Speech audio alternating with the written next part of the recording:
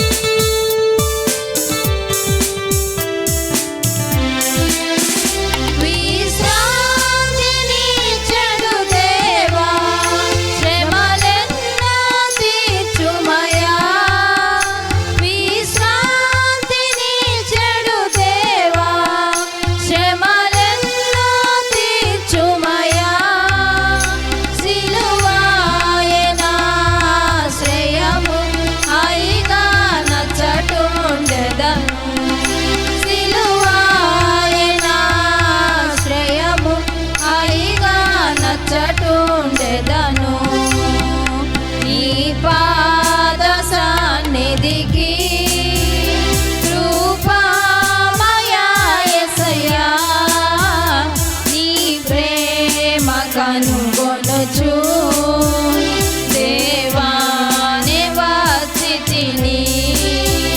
నీ ప్రేమ కనుగొనుచు దేవానే వచ్చితిని.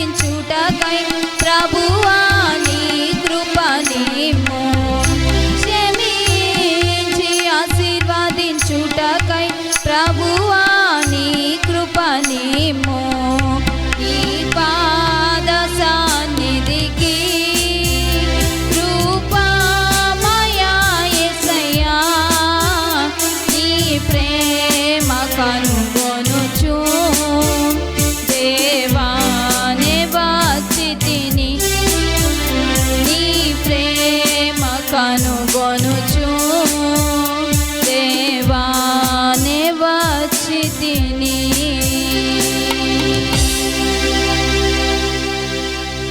దేవుని జీవాత్మనా మీదికి రాము దేవుని జీవాత్మనా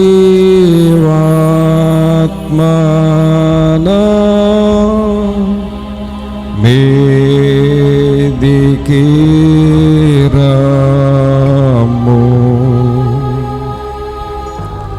వీరాచు వాంచు మాలచు నింపు దేవుని జీవాత్మనా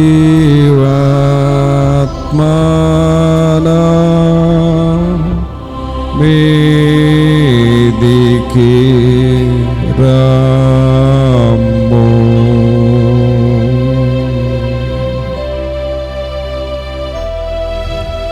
పరిశుద్ధుడైన మా ప్రభువా,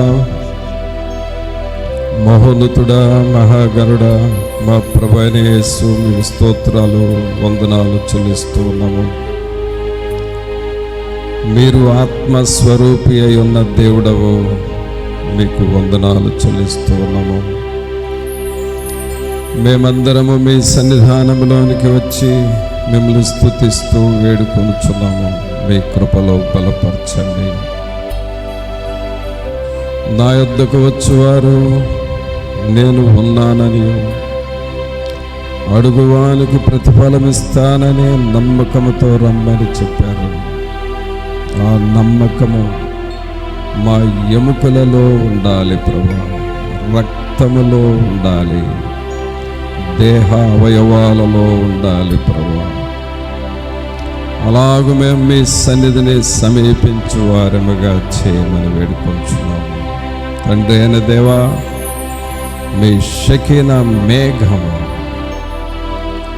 ఆత్మ మేఘమును మా మధ్యకు మీరు పంపించండి. మీ వాక్యము దగ్గరకు వస్తూ ఉన్నాము. మీ జీవాహారము మా ఆత్మకు అనుగ్రహించండి.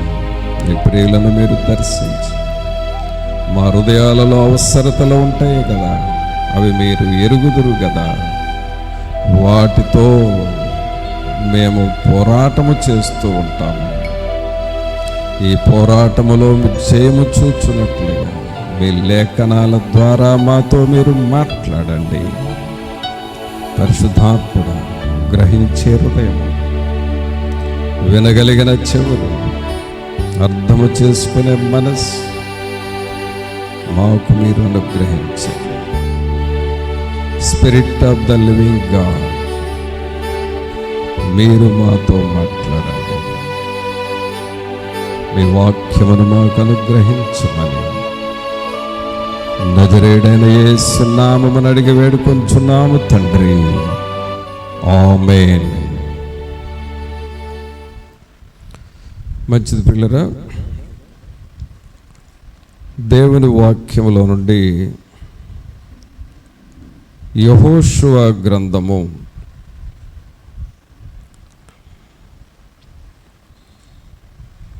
1వ అధ్యాయము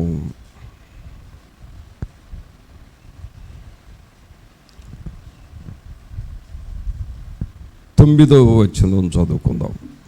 యెహోషువ 1వ అధ్యాయము 9వ వచనం. నేను నీకు ఆజ్ఞ ఇచ్చి ఉన్నాను గదా, నిబ్బరము కలిగి ధైర్యముగా నుండుము, దిగులు పడకుము, జడియకుము. నీవు నడుచు మార్గమంతటిలో నీ దేవుడైన యెహోవా నీకు తోడై ఉండును. ప్రభునందు పిల్లరా, ఇక్కడ మనం చదివిన ఈ వాక్య భాగంలో యెహోవా దేవుడు యెహోషువతో చెబుతూ ఉన్న మాటలు మనం చూస్తూ ఉన్నాం. ఈ యెహోషువ ఒక మంచి యవనస్తుడు. Is a very young man. ఇంత మంచి యవన కాలములో ఉన్న ఈ యవనస్తుడు యెహోషువ దేవుని దగ్గర నుండి కొన్ని మాటలు వింటా ఉన్నాడు. ఏం మాటలు అంటే ఆ మాటలు యెహోషువతో ఏమంటున్నాడంటే ధైర్యముగా ఉండు అంటున్నాడు. ఏమంటున్నాడండి? ధైర్యముగా ఉండు. రెండవ మాట ఏమన్నాడంటే దిగులు పడకము.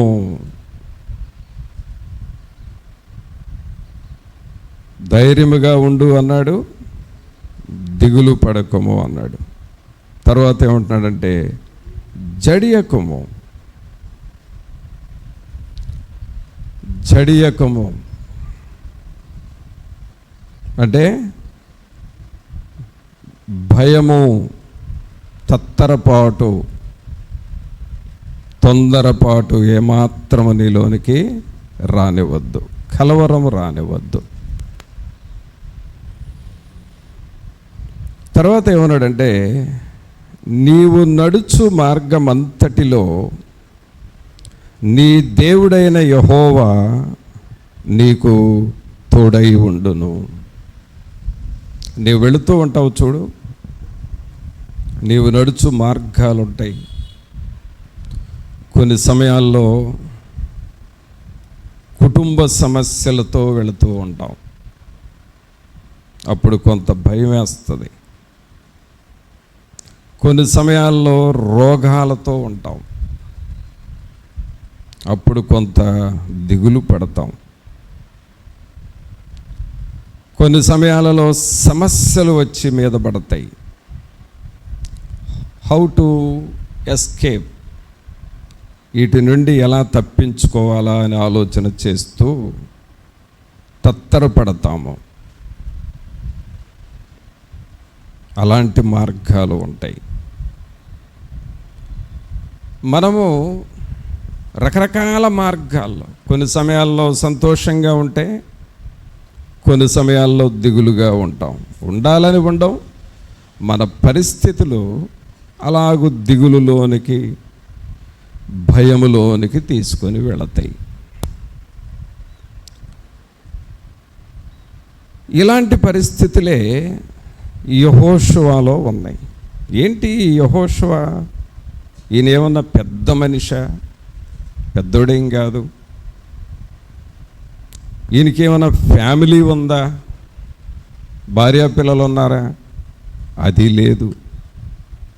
చాలా యవనస్తుడు, కానీ ఇతనిలో కూడా కొన్ని భయాలు ఉన్నాయి.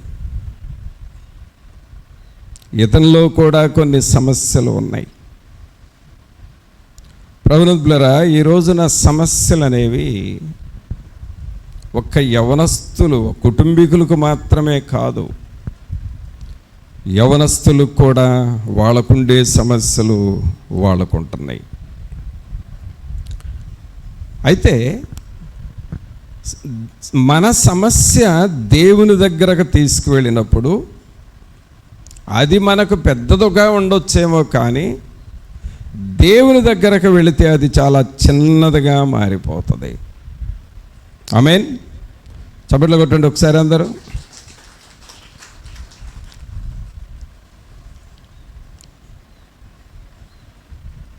అందుకనే ఇక్కడ యెహోషువతో ఏమంటున్నాడంటే ధైర్యముగా ఉండు. ఇది నాన్న పరిశుద్ధాత్మదేవుడు మనతో అదే చెబుతూ ఉన్నాడు. నీ గుండెల్లో, నీ మనస్సులో, నీ కుటుంబంలో, నీవు చేస్తున్న స్థలములో, ఎక్కడ వర్క్ చేస్తున్నావో ఆ స్థలములో ఏమైనా నీకు సమస్య ఉందేమో ప్రభు అంటున్నాడు, ధైర్యముగా ఉండు, దిగులు పడొద్దు, దాని గురించి అసలు ఆలోచించొద్దు. దిగులు అంటే అర్థం ఏంటంటే ఒక్కసారి ఆలోచన చేసి వదిలేయం, గంటకొకసారి అది గుర్తొస్తూ ఉంటుంది. భోజనం చేసేటప్పుడు గుర్తొస్తుంది,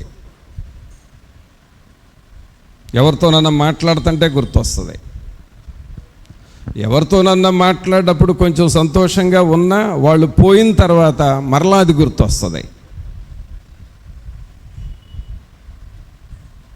ఇది మర్చిపోవాలని ఇంట్లో ఏదైనా టేప్ రికార్డ్ పెట్టుకొని ఏదైనా పాటలు వింటున్నప్పుడు గుర్తొస్తుంది, ఆ పాటలు వినటం మానేసిన తర్వాత గుర్తొస్తుంది.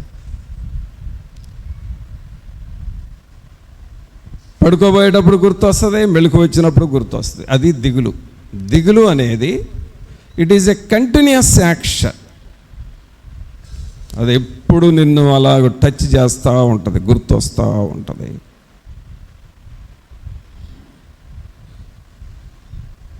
ఈ దిగులు మనుషుల్ని వెంటాడుచు ఉన్న సాతానుడు.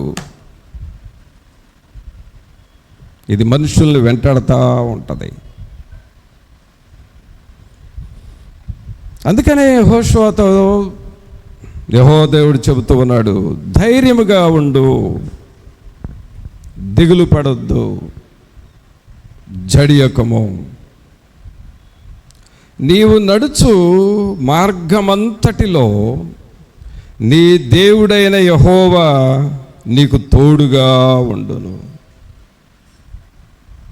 నేను నీకు తోడుగా ఉంటా. పిల్లరా, ఒక పెద్ద సమస్య దగ్గరకి మనం ఉండి కాళ్ళు చేతులు వణుకుతూ భయపడుతూ కృంగిన స్థితిలో ఉంటూ మనకున్న సమస్యలో మనం మదన పడుతూ వేదన పడుతూ ఉంటే దేవుడిని ప్రక్కకు వచ్చి నేను నీకు తోడుగా ఉన్నాను అని అన్నాడు అనుకోండి, ఇక భయపడాల్సిన అవసరం ఉందా? లేదు. యెహోషువతో అంటున్నాడు, నేను నీకు తోడుగా ఉన్నాను అన్నాడు. తర్వాత దేవుడు ఈయనకు తోడుగా ఉండి ఏం చేశాడు అనంటే, మోషే తర్వాత ఇశ్రాయేలు ప్రజలకు నాయకుడిగా మార్చాడు. The second leader of Israelites. ఇశ్రాయేలీలకు రెండవ నాయకుడిగా యెహోషువ మారాడు.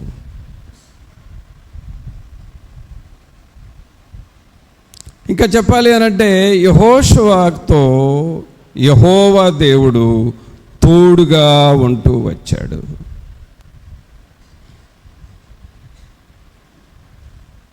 భయపడుతున్న యెహోషువకు, దిగులు పడుతూ ఉన్న యెహోషువకు, కృంగిపోయిన యెహోషువకు దేవుడు తోడుగా ఉండి నేను నీకు తోడుగా ఉంటాను, నేను నీతో వస్తాను అని చెబుతూ ఉన్నాడు. ప్రభువుని పిల్లరా, ఉదయకాలము దేవుని సన్నిధిలో చేరిన మనము యెహోషువకున్న సమస్యలు ఏమైనా నిన్ను వెంటాడుతూ ఉన్నాయేమో, ఏదైనా నిన్ను నీడలాగా నిన్ను ఫాలో అప్ నిన్ను వెంబడిస్తూ ఉందేమో,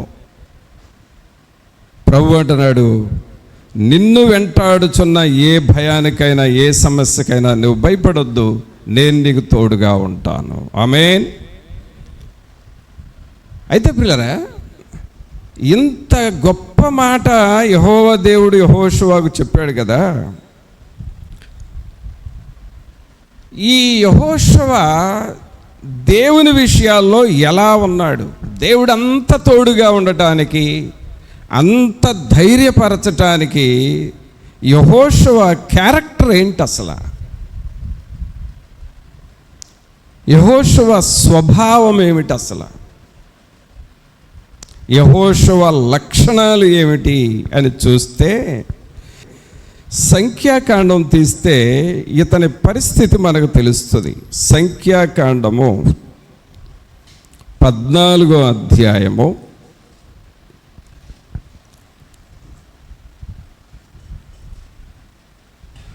14వ అధ్యాయము 6వ వచనం చూడండి. 6. అప్పుడు దేశమును సంచరించి చూచిన వారిలో నుండిన నూను కుమారుడగు యెహోషువయు యెఫున్నె కుమారుడగు కాలేబును బట్టలు చింపుకొని ఇశ్రాయేలీల సర్వ సమాజముతో, మేము సంచరించి చూచిన దేశము మిక్కిలి మంచి దేశము, యెహోవా మనయందు ఆనందించిన ఎడల ఆ దేశములో మనలను చేర్చి దానిని మనకిచ్చును, అది పాలు తేనెలు ప్రవహించు దేశము. ఇక్కడ మనం గమనించినట్లయితే ఇక్కడ యెహోషువ పేరు ఉంది చూడండి. 6వ వచనంలో యెహోషువ పేరు ఉంది, అందుకే ఈ వచనం చదివించాను. ఏమని ఉంది అక్కడ చూడండి. అప్పుడు దేశమును సంచరించి చూచిన వారిలో నుండిన నూను కుమారుడగు యెహోషువయు యెఫున్నె కుమారుడగు కాలేబును బట్టలు చింపుకొని ఇశ్రాయేలీల సర్వ సమాజముతో, మేము సంచరించి చూచిన దేశము మిక్కిలి మంచి దేశము. అనగా యెహోషువ పేరు ఇక్కడ వచ్చింది. ఈ పేరు ఏ విషయంలో రాయబడి ఉంది, ఈ పేరు ఏ సందర్భంలో ఉంది అనంటే, మోషే గారికి మంచి సమాచారము తీసుకొని వచ్చాడు. మంచి సమాచారం, గుడ్ ఇన్ఫర్మేషన్. అక్కడ ఏమంటున్నాడంటే, మేము చూచిన ఆ దేశము మంచిది, మేము సంచరించి చూచిన దేశము మిక్కిలి మంచిది. అంటే వాస్తవము లేక సత్యము, మంచి సమాచారము తీసుకొని వచ్చాడు యెహోషువ. దీన్ని బట్టి హీఈస్ ఎ ఫెయిత్ఫుల్ పర్సన్. ఆయన చాలా విశ్వాసము కలిగిన వ్యక్తిగా కనబడుతూ ఉన్నాడు. ప్రభునందులరా, ఒక వ్యక్తిని, ఒక కుటుంబాన్ని దేవుడు దీవించాలి అనంటే, ఒక కుటుంబంలో ఉన్న సమస్యలు తొలగిపోవాలి, దేవుడు నీకు తోడుగా ఉండి సహాయము చేయాలి అనంటే, యెహోషువలాగా ఫెయిత్ఫుల్ పర్సన్, విశ్వాస వీరుడిగా, విశ్వాసము కలిగిన వ్యక్తిగా మనము జీవించాలి. మంచి సమాచారము తీసుకొని వచ్చిన యెహోషువలాగా మనము ఉండాలి. అనగా ఒక వ్యక్తిని, ఒక కుటుంబాన్ని దేవుడు ఎప్పుడు పైకి లేపుతాడంటే, నీలో ఎప్పుడూ విశ్వాసం ఉండాలి. దేవుని మీద, ప్రభు నాకు ఎలాగో చేస్తాడు, ఆయన మీద విశ్వాసం ఉంచాలి. ఎలాంటి పరిస్థితులు వచ్చినా సరే ప్రభు మనకు సహాయము చేస్తాడు. అంటే ఈ యెహోషువ ఎలాంటి విశ్వాసం ఉంచాడు అనంటే, అందరూ గందరగోళంగా ఉంటూ ఉన్న పరిస్థితుల్లో యెహోషువ విశ్వాసం ఉంచాడు. అక్కడ మనం చూస్తే పైన ప్రజలు ఎలా ఉన్నారో చూడండి. 3వ వచనంలో, ఆ సర్వ సమాజము, అయ్యో ఐగుప్తులో మేమేలా చావలేదు, ఈ అరణ్యమందు మేమేలా చావలేదు, మేము కత్తివాత పడునట్లు యెహోవా మమ్మను ఈ దేశములోనికి ఎలా తీసుకొని వచ్చాను, మా భార్యలు మా పిల్లలు కొల్లబోవుదురు, తిరిగి ఐగుప్తుకు వెళ్ళుటకు మాకు మేలు లేదా అని వారితో అనిరి. పిల్లరా, ఇక్కడ కొన్ని పదాలు ఉన్నాయి. ఎలాంటి పదాలు చూడండి. ఇవి 3వ వచనంలో చూస్తే ఈ పదాలు మీరు అండర్లైన్ చేసుకుంటే ఆ మనుషుల టెన్షన్స్ ఏంటో మనకు అర్థం అవుతుంది. అక్కడ ఏమని ఉంది అనంటే 3వ వచనంలో మేమేలా చావలేదు. మొదటిసారి మేమేలా చావలేదు, క్వశ్చన్ మార్క్ ఉంది కదా అక్కడ. తర్వాత రెండవసారి ఈ అరణ్యమందు మేమేలా చావలేదు. మూడవ మాట మేము కత్తివాత పడినట్లంటే ఎవరో ఒకళ్ళు కత్తి తీసుకొచ్చి మమ్మల్ని చంపేస్తారేమనే భయం. 4వ మాట మా భార్యలు మా పిల్లలు కొల్లబోవుదురు. అంటే మా భార్య పిల్లలు కూడా ఏమైపోతున్నారో తెలియలేదు. అంటే వాళ్ళు నిరాశలో ఉన్నారు కదా, అవునా? నిరుత్సాహంలో ఉన్నారు, నిరాశలో ఉన్నారు, అలాగే ప్రాణ భయములో ఉన్నారు. మేమేలా చావలేదు, మేమేలా చావలేదు, మేము కత్తివాత పడతామేమో, ఎవరైనా కత్తి తీసుకొచ్చి మమ్మల్ని చంపేస్తారేమో, మా భార్యలు మా పిల్లలు దోచుకుపోతారేమో, కొల్లబోతారేమో, అలాంటి టెన్షన్, భయం. ఈ మధ్యకాలంలో ఇలాంటి పరిస్థితులు ఒక దేశంలో జరిగినాయి. ఏ దేశం అది? నేపాల్ దేశంలో జరిగిన పరిస్థితులకి అక్కడ రాజకీయ నాయకులు ఆ దేశాన్ని పరిపాలించే ప్రధానమంత్రితో సహా ఆ దేశాన్ని వదిలిపెట్టి పారిపోయాడు. పరిస్థితులు అలాగుంటా ఉన్నాయి. ఇక ఈ దేశంలో ఉండలేం, మనం ఉంటే చనిపోతాము, ఎవరో ఒకళ్ళు చంపేస్తారని చెప్పి భయపడి నాయకులు సహా దేశాన్ని వదిలిపెట్టి పారిపోతున్నారు. మా భార్య పిల్లలు కొల్లబోవుదురు అని చెప్తూ ఉన్నారు.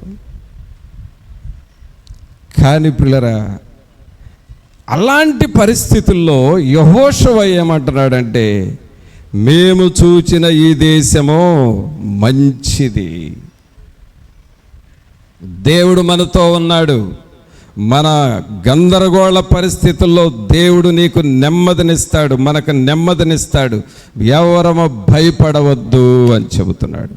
అంటే ఒకవైపు గందరగోళంగా ఉంది పరిస్థితి ప్రజల్లో, యెహోషువ అయితే దేవుడు మనతో ఉన్నాడు, ఆయన మనల్ని వదిలిపెట్టడు, మీరు భయపడొద్దు, మనము చూచిన దేశము మంచి దేశము అంటున్నాడు. కావున ప్రభువులారా, యెహోషువ దేవుని మీద ఎంత విశ్వాసం ఉంచాడో చూడండి. మనం ఎప్పుడు మనకున్న ప్రజెంట్ సిచ్యువేషన్ చూసుకొని నిన్ను తొందర పెట్టుచున్న, భయపెట్టుచున్న నీ చుట్టూ ఉన్న గందరగోళ పరిస్థితులు చూసుకొని హడావుడి పడకూడదు. నీవు ఈ పరిస్థితుల్లో ప్రభు నాకు సహాయం చేస్తాడు, ఈ కలవర పరిస్థితుల్లో ప్రభు నాతో ఉంటాడు. మనకి మధ్య ఒక లేటెస్ట్ సాంగ్ క్రొత్తగా వస్తుంది, ఒక పాట పాడుతున్నారు ఇప్పుడు, ఈ పూట కూడా మనోళ్ళు పాడారు. ఏమైనా చేయగలవు, కథ మొత్తం మార్చగలవు అని పాడుతున్నాం కదా. అంటే దేవుడు ఎలాంటి వాడంటే నీ చుట్టూ ఎలాంటి పరిస్థితులు ఉన్నా ఆయన నీకు ఏదైనా చేయగలడు, నీ కథ అంతా మార్చగలడు.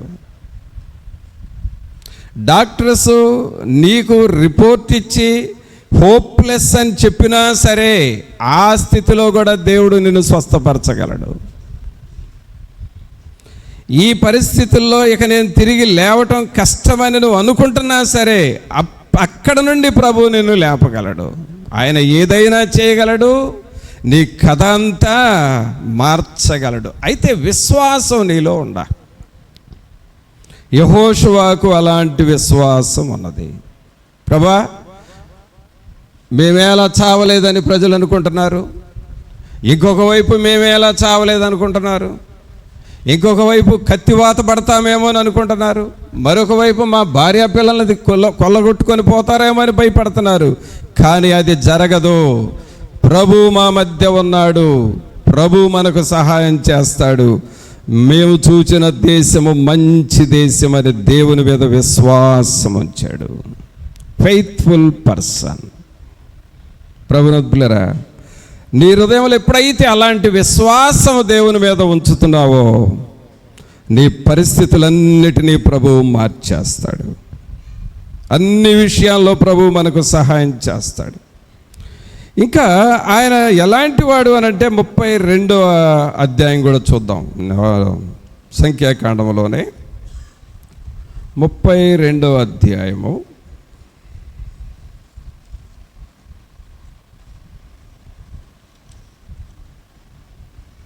32వ అధ్యాయము 12వ వచనం చూడండి. మరి ఎవడును పూర్ణ మనసుతో నన్ను అనుసరింపలేదు గనుక నేను అబ్రహాము, ఇస్సాకు, యాకోబులకు ప్రమాణపూర్వకముగా నిచ్చిన దేశమును వారు తప్ప మరి ఎవరును చూడరని ప్రమాణము చేశాను. వారు అంటే ఎవరంటే 11వ వచనం చూస్తే 20 ఏండ్లు మొదలుకొని పై ప్రాయము కలిగి ఐగుప్తు దేశములో నుండి వచ్చిన మనుషులలో పూర్ణ మనసుతో యెహోవాను అనుసరించిన కెనెజీయుడగు యెఫున్నె కుమారుడైన కాలేబును, నూను కుమారుడైన యెహోషువ తప్ప ఎవడును పూర్ణ మనసుతో నన్ను అనుసరింపలేదు.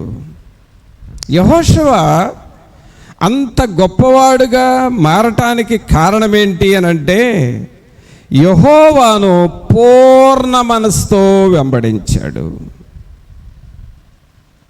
దేవుణ్ణి పూర్ణ హృదయముతో పూర్ణ మనసుతో వెంబడించాడు. ప్రభునందులారా, యెహోషువ కుటుంబాన్ని దేవుడు దీవించాడు. యెహోషువ భవిష్యత్ అంతటిలో దేవుడు తోడుగా ఉన్నాడు. నేను నీకు తోడుగా ఉంటానని ప్రభు చెప్పి అలాగే తోడుగా ఉండి నడిపించాడు. దానికి కారణం ఏంటి అని అంటే యౌవన కాలములో నుండి యెహోషువ దేవునిని పూర్ణ మనసుతో ప్రేమించాడు. మన జీవితాల్లో దేవునిని హృదయమంతటితో ప్రేమించడం నేర్చుకోవాలి. నువ్వు ప్రభువును ప్రేమిస్తూ ఉంటే చాలు. నీ పరిస్థితులు మార్చేది దేవుడు, నువ్వు కాదు మార్చుకునేది. అది నీ కుటుంబ పరిస్థితులైనా, నీ ఆరోగ్య పరిస్థితులైనా, నీ చుట్టూ నిన్ను అలుముకున్న సమస్యలైనా, ఏదైనా నువ్వు కాదు మార్చేది. నీ ఆర్థిక పరిస్థితులను కూడా ఆశీర్వదించేది దేవుడు ఆశీర్వదిస్తాడు. మన పని ఏంటి అని అంటే నువ్వు పూర్ణ మనసుతో దేవునిని వెంబడించాలి.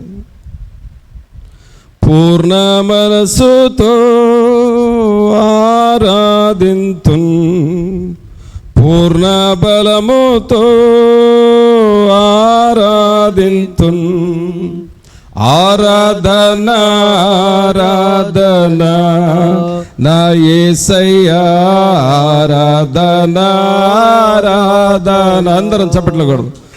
ఆరాధన ఆరాధన నా యేసయ్యా ఆరాధన ఆరాధన.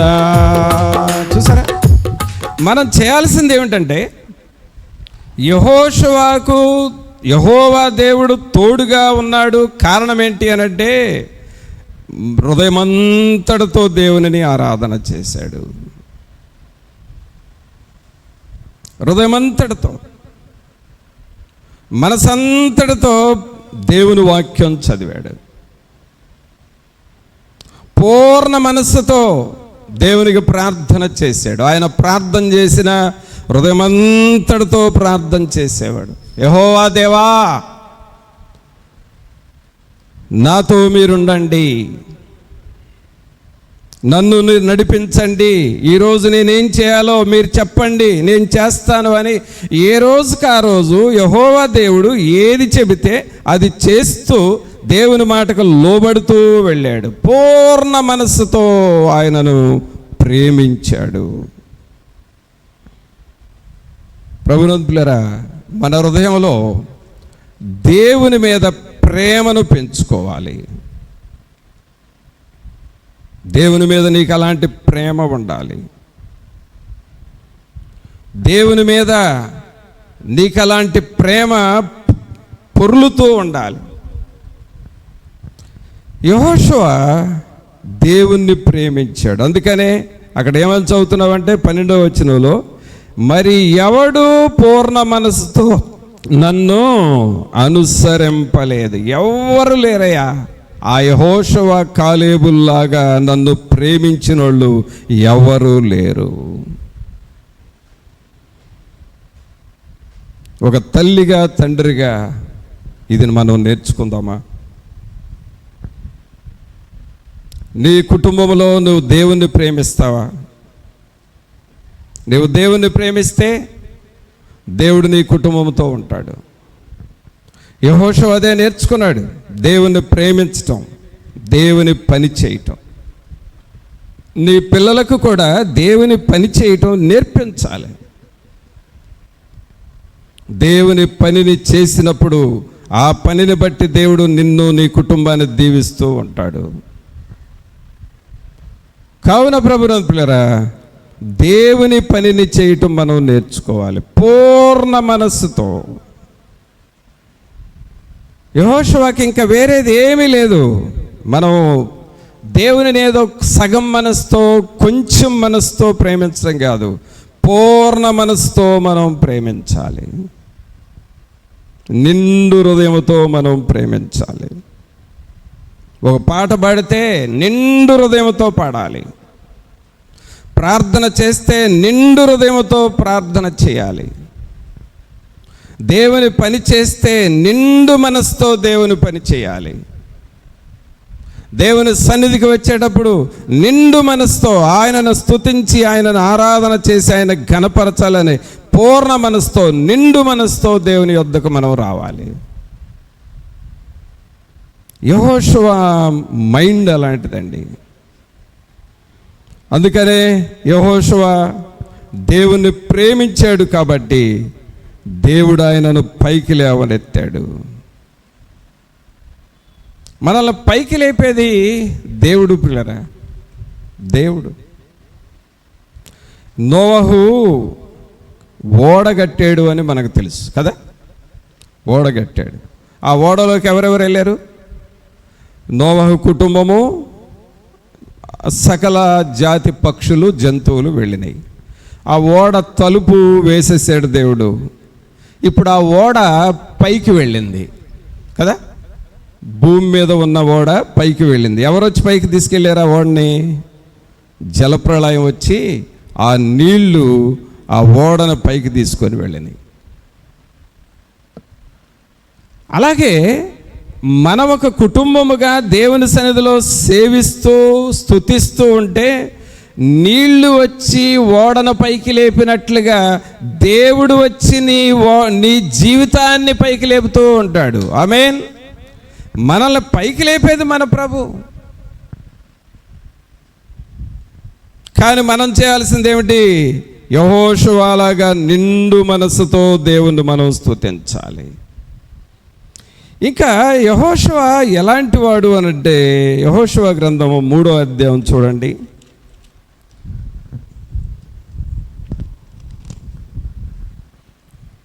యెహోషువ గ్రంథము 3వ అధ్యాయము 5వ వచనం చదువుదాం. మరియు యెహోషువ, రేపు యెహోవా మీ మధ్య అద్భుత కార్యములను చేయును గనుక మిమ్మును మీరు పరిశుద్ధపరచుకొనుడని జనులకు ఆజ్ఞ ఇచ్చెను.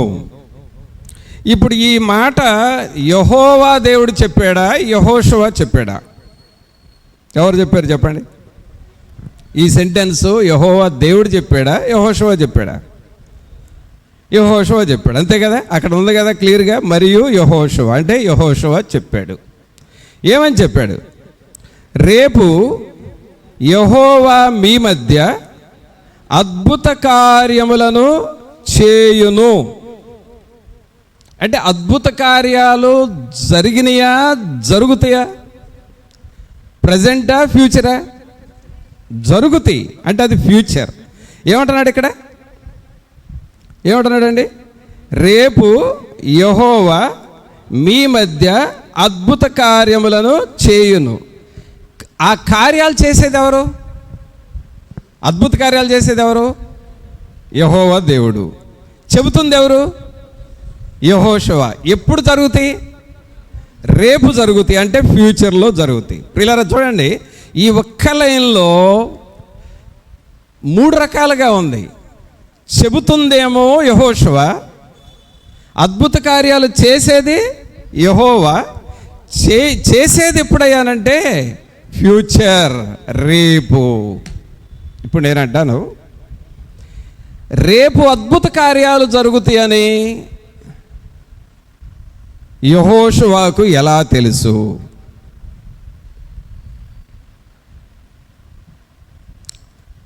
రేపు దేవుడు మీ మధ్య అద్భుత కార్యాలు చేయబోతున్నాడని యెహోషువకి ఎలా తెలుసు?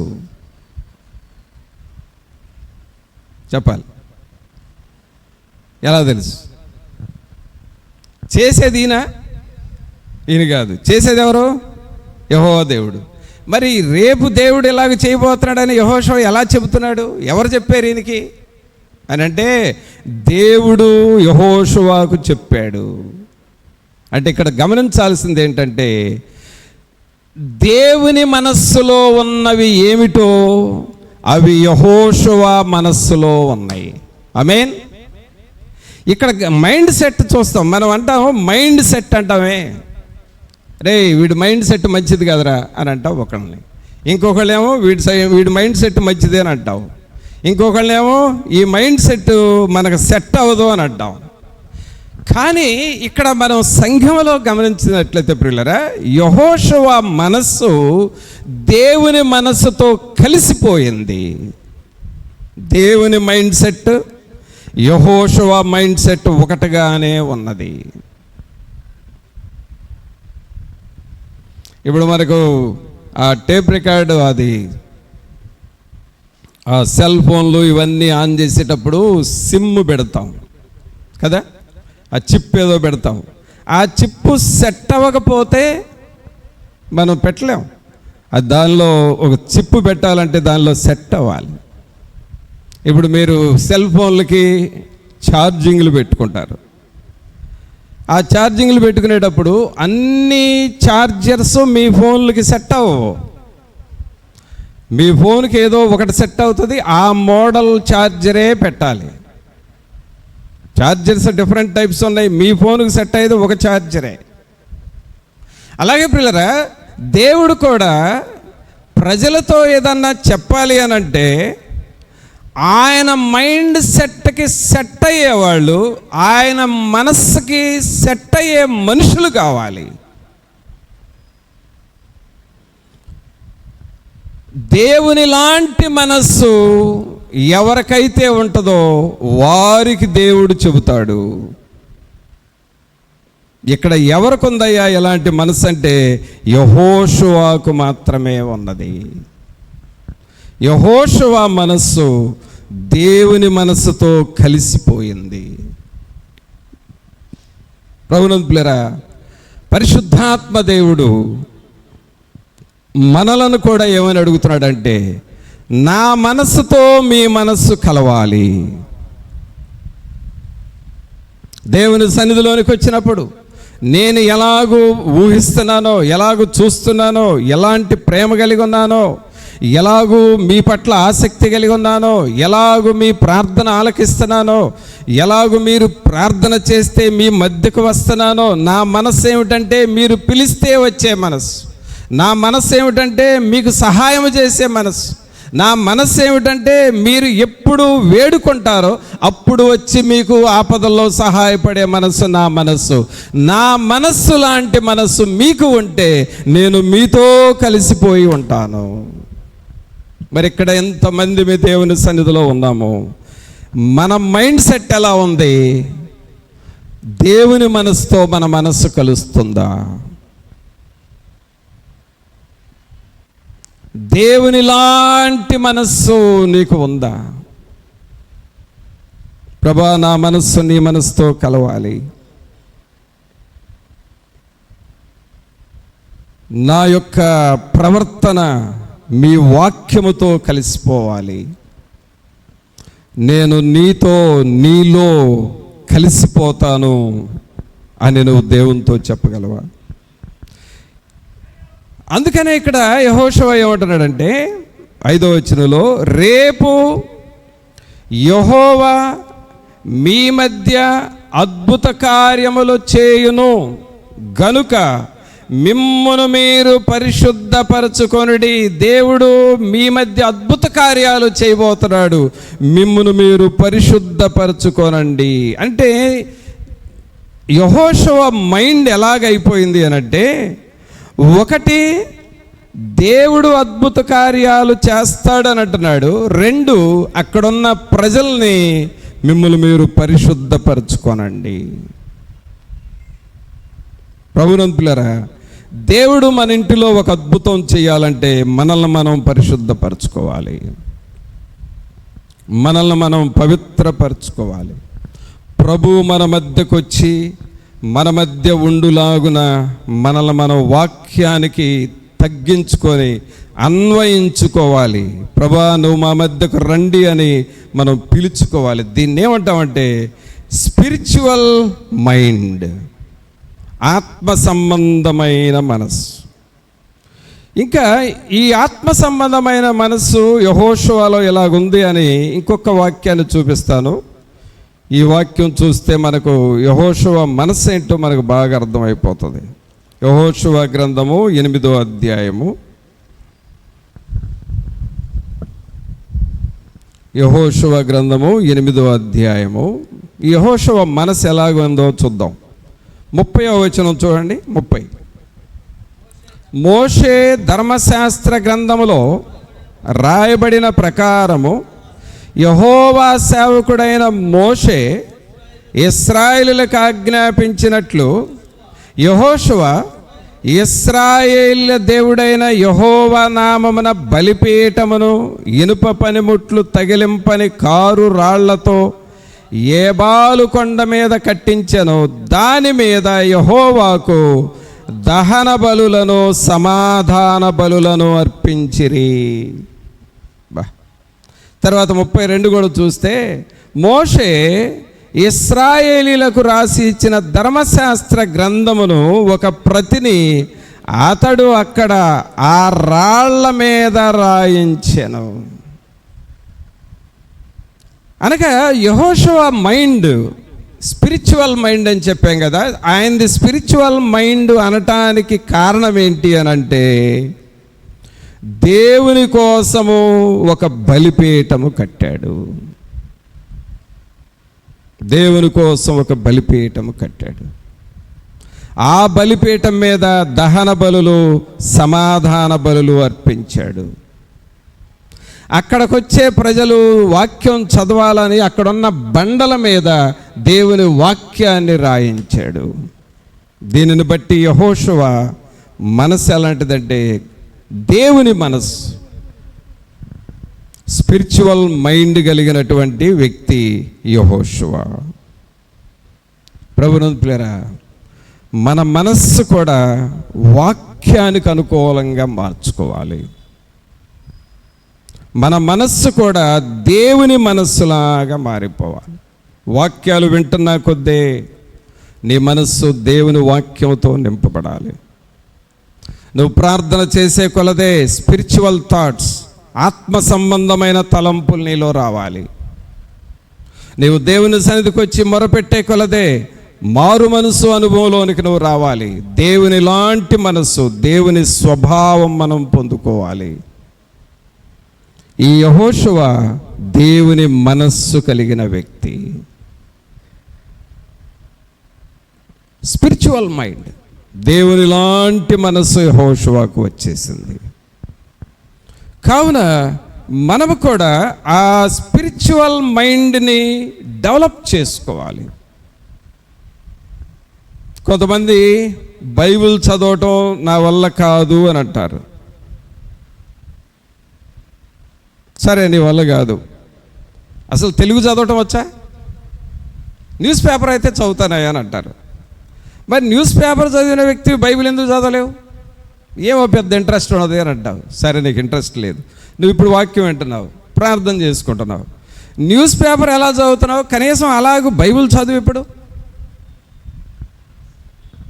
నువ్వు చదువుతూ ఉంటే 1-2 అధ్యాయాలు చదువుతూ ఉంటే చదవగా వాక్యములున్న దేవుని ఆత్మ నీలోనికి వస్తాడు. అలాగే ప్రార్థన చేయండి అని అంటాం. ప్రార్థన చేయండి అని అంటే కొంతమంది టక్కని చేస్తారు, కొంతమంది నాకు రాదులేనా అంటారు. నీకు ప్రార్థన ఎందుకు రాదు? ప్రార్థన ఎందుకు రావట్లేదు అని అంటే రాక కాదు, అదేదో ఒక బిడియం, చేయకూడదని చెయ్యవు. ఇప్పుడు నువ్వు ఆత్మీయంగా మారాలంటే ఏం చేయాలి? నువ్వు ప్రార్థన చెయ్యనన్నప్పుడు 2 మాటలన్నా చెయ్యి, 2-3 మాటలు చెయ్యి. నువ్వు అలాగూ వారం చేస్తూ ఉంటే కొంతకాలానికి ప్రార్థన చేయటం నీకు అలవాటు అవుతుంది. స్పిరిచువల్ మనస్సు, ఆ స్పిరిచువల్ మైండ్ నీకు వస్తుంది. నేను ప్రార్థన చేయను, నేను ప్రతివారం చేయను అన్నావంటే నీకు స్పిరిచువల్ మైండ్ రాదు. నేను బైబిల్ చదవను అని ప్రతివారం చదవకుండా ఉంటే నీ మైండ్ స్పిరిచువల్గా మారదిక, ఎన్నటికీ మారదిక. నీ మైండ్ స్పిరిచువల్గా మారాలంటే నువ్వు బైబిల్ చదవటం స్టార్ట్ చేయి. అలాగే ప్రార్థన చేయటం స్టార్ట్ చేయి. దేవుని సన్నిధికి వెళ్ళి మోకాళ్ళు వంచటం స్టార్ట్ చేయి. నీవు చాలా ఎక్కువ సమయం చేయాలని అనటం లేదు, అసలు ముందు నువ్వు స్టార్ట్ చేయి. 2 అధ్యాయాలు 3 అధ్యాయాలు చదవటం స్టార్ట్ చేయి. ఒక 10 నిమిషాలు, పావు గంట ప్రార్థన చేయటం స్టార్ట్ చేయి. అలాగూ రెగ్యులర్గా కలుస్తూ ఉండు, దేవుని సన్నిధిలో కలుస్తూ ఉండు, స్టార్ట్ చేయి, చేస్తూ ఉండు. చేయగా నీకు స్పిరిచువల్ మైండ్ వచ్చేస్తుంది. దేవుని మనస్సు నీకు వస్తుంది. దేవుని మనస్సు నీకు వచ్చినప్పుడు ఏం జరుగుతుందంటే, దేవుడు నీకు ఏం మేలులు చేయాలనుకున్నాడో ఆ మేలులు నీతో కలల రూపంలో, నువ్వు పడుకొని ప్రార్థన చేసుకొని పడుకున్నప్పుడు కలల రూపంలో దేవుడు నీకు చెబుతాడు. ఆ మేలులు నీకు అర్థమవుతాయి, వాటి ప్రకారం నువ్వు వెళుతూ ఉంటావు. అందుకనే పిల్లరా, చాలామందికి లోక సంబంధమైన మనసు ఉంటుంది, వాళ్ళు లోక పనుల్లో వెళ్ళిపోతారు. రాజకీయ మనసు ఉంటుంది, రాజకీయ పనుల్లో వెళ్ళిపోతారు. వ్యాపారపు మనసు ఉంటుంది, వ్యాపార పనుల్లో వెళ్ళిపోతూ ఉంటారు. ఎవరి మనస్సును బట్టి వాళ్ళు వెళ్ళిపోతూ ఉంటారు. కానీ యెహోషువాది ఏం మనసు అంటే దేవుని మనస్సు. దేవునితో ప్రార్థన చేయటం, దేవుని సన్నిధిలో కనిపెట్టడం, దేవుని వాక్యాన్ని చదవటం, దేవుని దగ్గర మొరపెట్టడం, ఆ వాక్యాన్ని ప్రజలకు చెప్పటం, వాళ్ళకు దేవుని మాటలు నేర్పించటం, ఇది దేవుని మనస్సుగా యెహోషువ మనస్సు మారిపోయింది. పిల్లరా, దేవుని మనస్సు అంటే అర్థం ఏంటంటే, నేను దేవుని సన్నిధికి వెళ్ళాలి, దేవుని పనులు చెయ్యాలి, ఎవరికైనా ఒక్కరికైనా నేను సాక్ష్యం చెప్పాలి, ఒక్కరికైనా నేను బైబిల్ ఇవ్వాలి, ఒక్కరినైనా ప్రార్థనకు నేను తీసుకురావాలి, నా ఇంటిలో పిల్లలందరూ మారు మనసు పొందాలి, దేవుని సేవకుడి చేత మాట్లాడించాలి, వాళ్ళకి వరకు ప్రార్థన చేయించాలి, వాళ్ళని రక్షణలోనికి నడిపించాలి, వాళ్ళని బాప్తిసంలోనికి నడిపించాలనే ఆ మనస్సు నీకు వస్తే దేవుని మనస్సు నీకు వచ్చింది అని అర్థము. మరి అలాంటి మనస్సు నీకు వస్తూ ఉందా?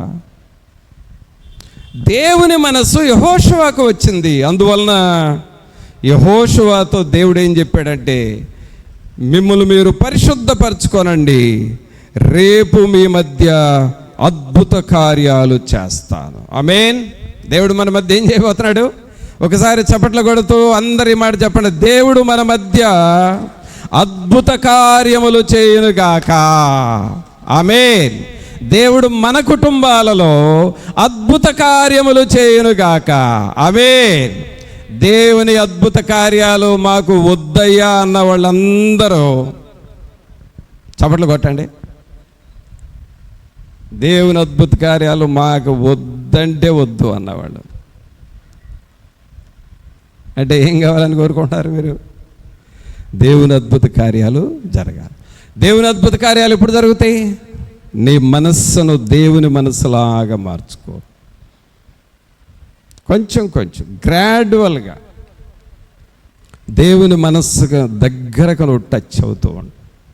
నీకు అసలు దేవుని మనసు రావాలి అని అంటే ముందు దేవుని సేవకునితో కనెక్షన్లో ఉంటే చాలు, ఆటోమేటిక్గా దేవుని మనసు నీకు వస్తుంది. ఆయనతో కనెక్షన్లో ఉండటం, ఆయనతో కలిసి ప్రార్థన చేయటం, ఆ ప్రార్థనలో నడిపించేటప్పుడు ఆ వాక్యానుసారంగా నడవటం, ఆ దేవుని మనస్సులోనికి రావాలి.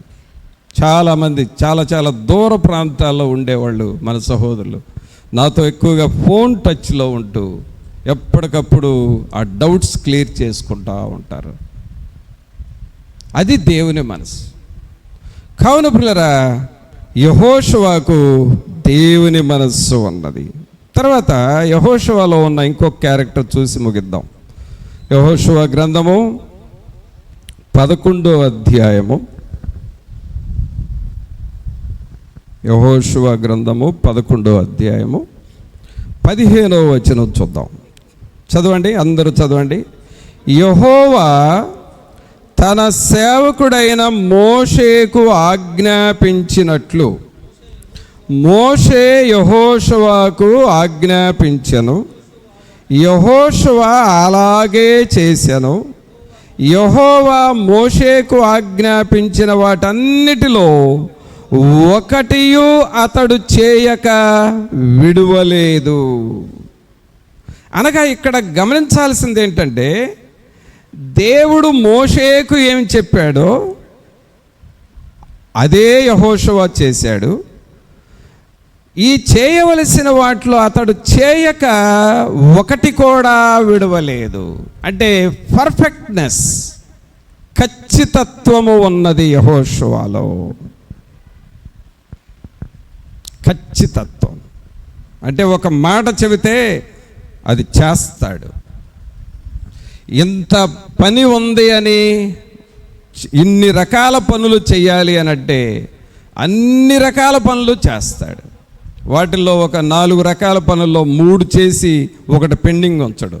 ఎన్ని పనులుంటే అన్నీ చేస్తాడు. పర్ఫెక్ట్నెస్, ఖచ్చితత్వము ఉన్నది యెహోషువలో. ప్రభువులారా, దేవుడు నిన్ను ఆశీర్వదించాలి అంటే నీలో కూడా ఈ పర్ఫెక్ట్నెస్ రావాలి. దేవుని కొరకు నువ్వు చేయవలసినవన్నీ కరెక్ట్గా చేయాలి.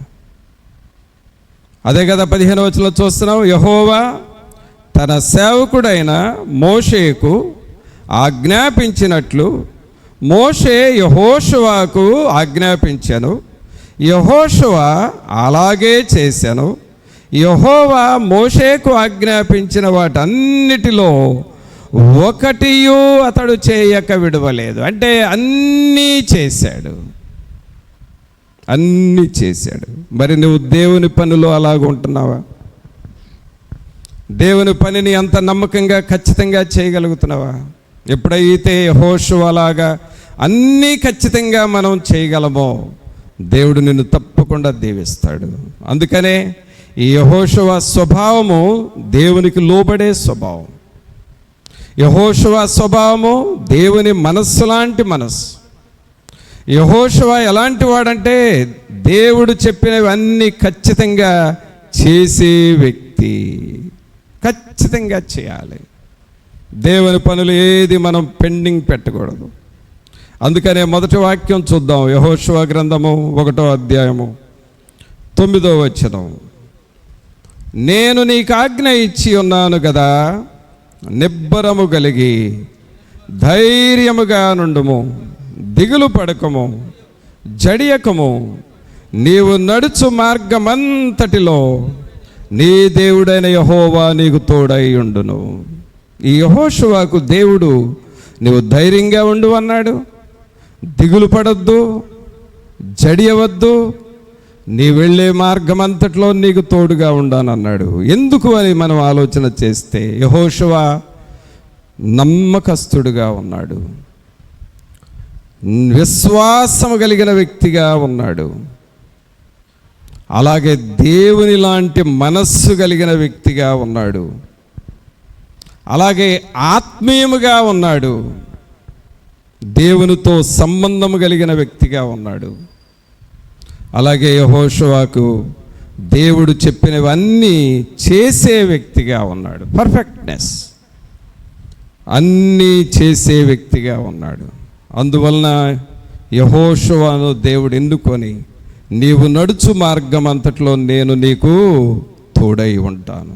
మరి అలాంటి యెహోషువ అలాంటి క్యారెక్టర్స్ మనలో ఉన్నాయా? సహోదరుడా, సహోదరి, తల్లి, తండ్రి, మనల్ని మనం పరీక్షించుకుందాము. యెహోషువ లాంటి మనస్సు మాకు ఇవ్వండి ప్రభువా అని ప్రభువుని అడుగుదాం. ప్రార్థన చేసుకుందాం.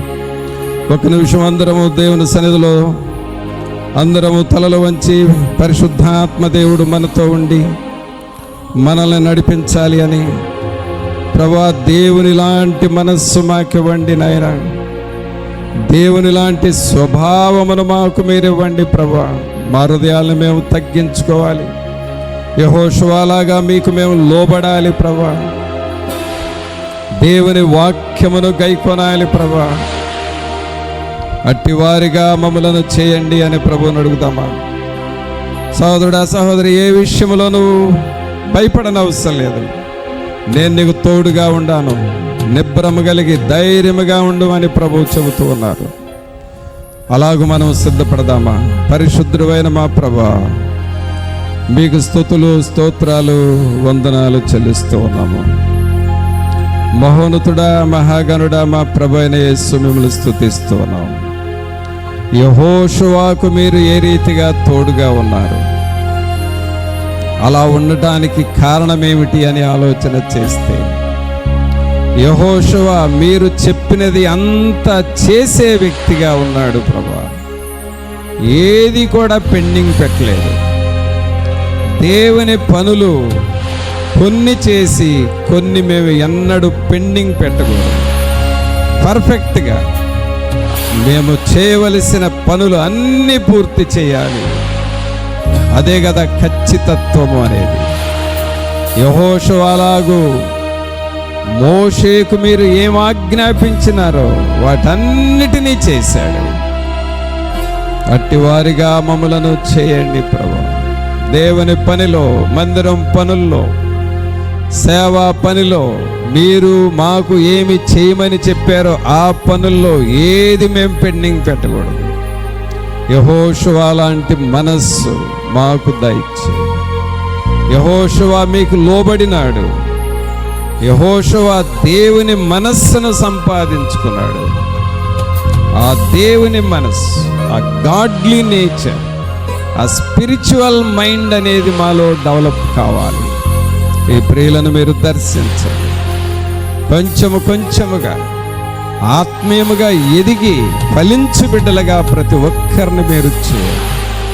యెహోషువ కుటుంబాన్ని మీరు దీవించినట్లుగా ఈ ప్రియులు మా కుటుంబాలను మీరు దీవించండి. యెహోషువకు మీరు తోడుగా ఉన్న రీతిగా మాకును మీరు తోడుగా ఉండండి. మీ సన్నిధి మాతో ఉంచి బలపరిచి నడిపించమని, నీవు నడుచు మార్గం అంతటిలో నేను నీకు తోడుగా ఉంటానని చెప్పారు. నీవు చేయు పనులన్నిటిలో నేను నీకు తోడుగా ఉంటానని చెప్పారు. అట్టి జీవితం మాకును మీరేమని మా ప్రభు అయిన యేసు నామమున అడిగి వేడుకొంచున్నాము తండ్రి. ఆమేన్. మన తండ్రి అయిన దేవుని ప్రేమ, కుమారుని కృప, పరిశుద్ధాత్మని యొక్క సన్నిధి ఇప్పుడు ఎల్లప్పుడూ మనందరికీ తోడుగా ఉండి సహాయము చేయను గాక.